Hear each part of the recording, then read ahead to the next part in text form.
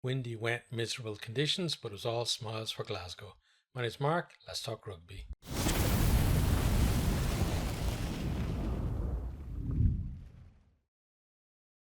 In this one, was actually Stormers who started well. Diamani with a great turnover, Van Herden and then Ben Loader carrying well. And Ben Jason Dixon then, he lines up Johnny Matthews and the ball pops out. But Stormers are offside and Glasgow get a chance to go up the line. Tom Jordan then with a nice kick through that comes off a Stormers player. They have a line out in a decent position. Doesn't go to plan though, but they still retain possession. Stormers with great line speed and are forcing Glasgow back into their own half. Glasgow then managed to break the line. They nicked the Stormers line out. Hugh Jones finds Cancellieri and then back inside for Horn, who can't hold the pass, and it really should have been a try to start the game off. And at that time, I'm thinking, is this Glasgow again? Like to get to the quarterfinal, and their normal game goes out the window. Like they can't actually deliver. But early on, both teams are looking nervous. It's not just Glasgow. I think that kind of helped them. Lebock then eventually scrambles the ball clear, but Glasgow making it tough for them. You can see that Glasgow really have come to deliver a performance, and it's just about whether they can start getting those scores on the board. Stormers, they work it upfield. Ferguson is off feet, penalty to them. Lebock slices his kick from the tee, and we're still scoreless. Glasgow then get a bit of momentum. Richie Gray and Dempsey carrying well. They force a penalty. George Horn gets them off the mark, 3 points to nil. We then have a team more review. Stain goes up for a high ball with Hlant and ends up clotheslining him, but it's just a penalty. I think that was fair. Lebock then misses from the tee again, and the win not doing him any favours. But whatever it is about Manny Lebock, for most of the season, give the guy a tee and a ball and he'll kick it over from anywhere. Put him into a more pressurized situation, and suddenly he can't hit a barn door for whatever reason. So somebody needs to go and help that guy, I think, because he's such a great player, and it's not nice to see a player getting kind of put down like that as well, and it's obviously gotten to him. Maybe at the start it was just one or two performances like that at crucial times, and now it feels like it's every time, and it feels like it's just the fact that it's happened before. Even he thinks like it's going to happen again. But from here, Stormers, they're looking to counter. Hlant tries to put a kick in with the outside of his boot, comes off a Glasgow player back to him. Kick wasn't really on the way, at least the way he was trying it. Then he tries to find Diamani, and the ball is knocked on. You feel like the Stormers are already forcing the play, and early on in the game. That's not boding well for them. As I said, both teams really lacking composure at the minute. Glasgow, though, they win a penalty at the resulting scrum. Brock Harris hinges. They go up the line, not straight on the throw though, and it's a scrum to Stormers. It's like it really does feel like whoever can get their act together, they're gonna win the game. Stormers now they win a scrum penalty. Xander Ferguson losing his bind. Diamani then knocks on as they look to spread it from the line out that resulted from that kick up the line. Glasgow's then their turn to win a scrum penalty. Horn makes it 6 points to nil. Stormers looking to find some momentum. Feinberg and Gomazulu puts in a superb kick. Jordan has to pick it up just short of his own line, right in the corner, and he's forced into touch. 5-meter line out to the Stormers. They feel like, okay, maybe this is where the Stormers actually get a foothold in the game. The Maldo gets halted on the line. They spread it, but Diamani is pinged for offside, as he went on one of these kind of dummy blocking lines, but completely mistimed it and just got picked up very easily. For that halftime score, 6 points to nil. Stormers then trying to attack early in the second half, but the Bach gets isolated and Hugh Jones gets over the ball to win the penalty. Glasgow then break the line through Jones, but Jason Dixon turns the ball over, and it feels like the game really is on a knife edge here. Stormers coming forward again, but Engelbrecht spills the ball in the tackle.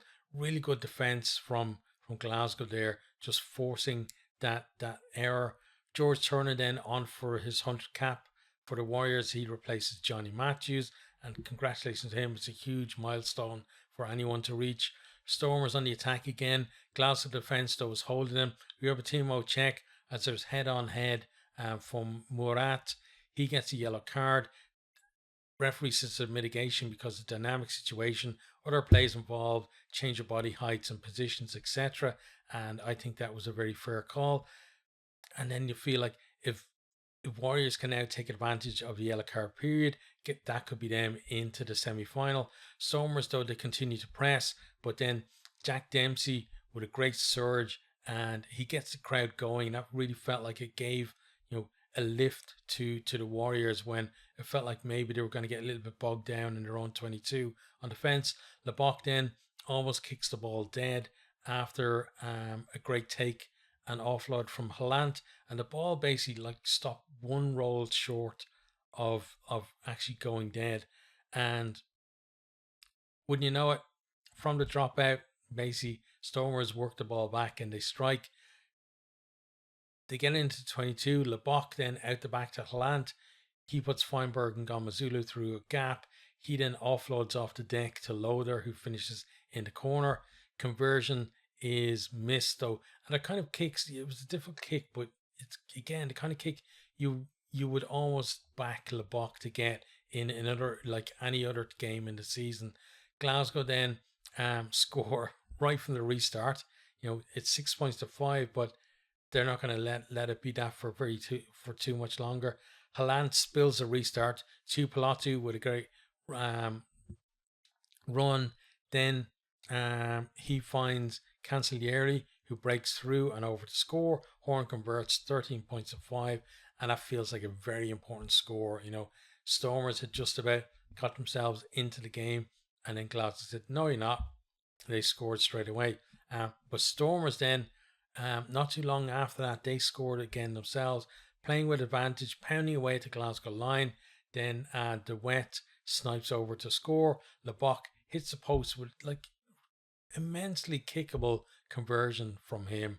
It didn't matter in the end, but still, it's just a tone of the whole play is kind of encapsulated in how his performance was from the tee. So 13 points to 10. Tom Jordan then runs back a kick and just about gets spragged by DeWet. Like, it was one of these ones where if he hadn't got him, he was gone, and he had support as well, and it might have been a try, but really good cover from DeWet there. And but Glasgow then get momentum from that.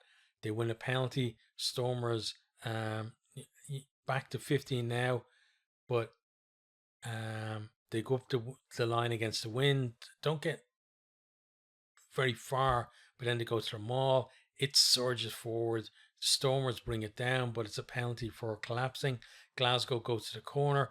They're looking to clinch the win now. Stormers halt them all again.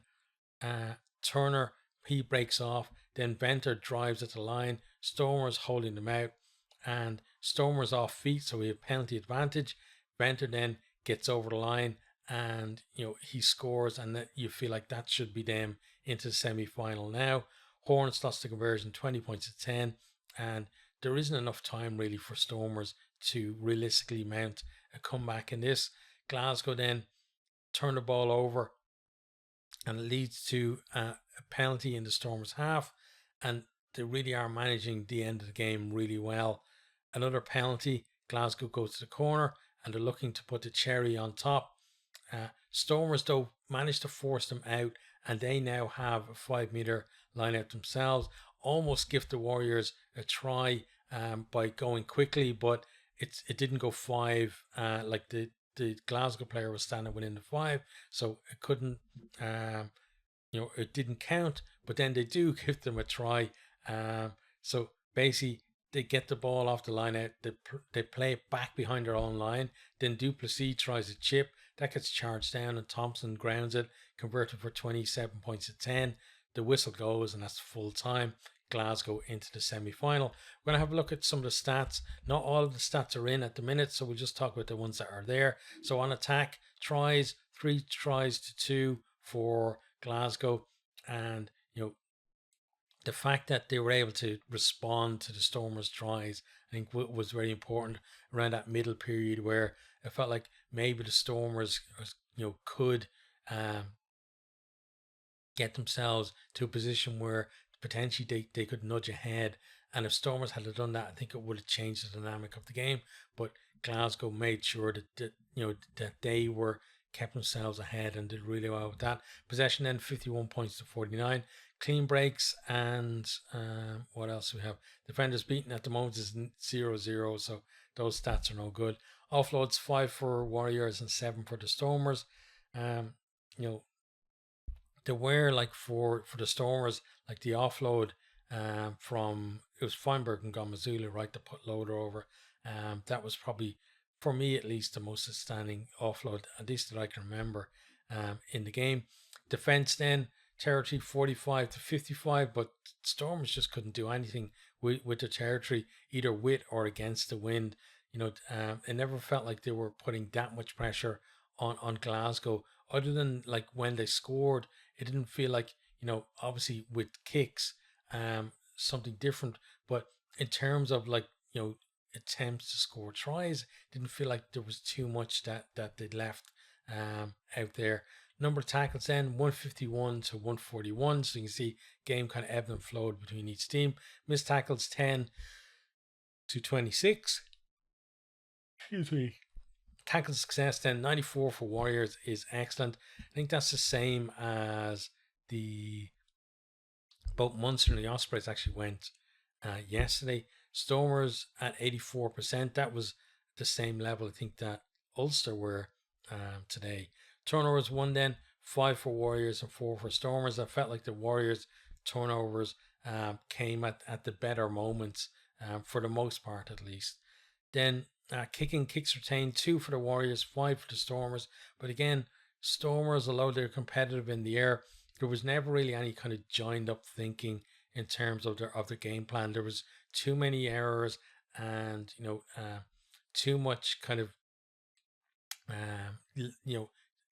or too little continuity, should I say, for them to really have any one aspect that was driving them in the game. In terms of players then, successful carries 6 for Jack Dempsey. He had a great shift for Glasgow. Ruben van Herden with 8. That's brilliant, on a losing side. Meters made Elkheim 88 for him. And then Manny Lebach with 36. Offloads 2 for Jack Dempsey, 3 for Warren Hallant. But most of his, I think, were kind of round about the backfield. Then defense, number of tackles, Scott Cummings, huge shift, 18. Daimani, 15. Not the best performance from Daimani today, but you can say that for a lot of the Stormers as well. But he's a guy that I really like. When he is playing well, he does his forward duties really well, but also he has those silky hands to go with it. Turnovers 1 then, 1 for Hugh Jones and 2 for Daimani. Let's now just briefly talk about each of the teams. So we start with the losing team first, the Stormers. So, it's not going to be 3 finals in a row for them. The box kicking, it wasn't the difference between the teams in the end. I felt like, Glasgow had the edge in many other areas as well. So it wasn't just that Lebach, was being poured off the tee, but it did make their task a hell of a lot harder. The fact that he was leaving those points out there, it meant that there would have been potentially, at least, could have been times where they were leading the game, and maybe again that would shift the dynamic a little bit. But they came into this in such great form, but they never settled into the game. And I think one thing is for sure, though, they'll be contenders again next year, because I think they're just too good not to be. On to Glasgow then, finally delivered in a URC quarter final. Never start from them, but from the Stormers too. And against a more composed side, they may have found themselves behind early doors and may have had a different had to approach the game differently because of that. But they were the ones that got hold of the nerves and then they edged themselves in front. And yeah, it was a tight game. Conditions weren't conducive to flowing rugby, but they played some good stuff. They used them all to great effect as well, and they left very few points out there as well. There aren't too many times in the game where we thought, oh, they made the wrong decision there, or you know they're going to regret not getting over for points there. I thought overall, they they were more efficient certainly than we've seen them in knockout rugby for a long time, and that's going to stand to them well. But now that they have broken that hoodoo, it's all about can they now perform in that semi final.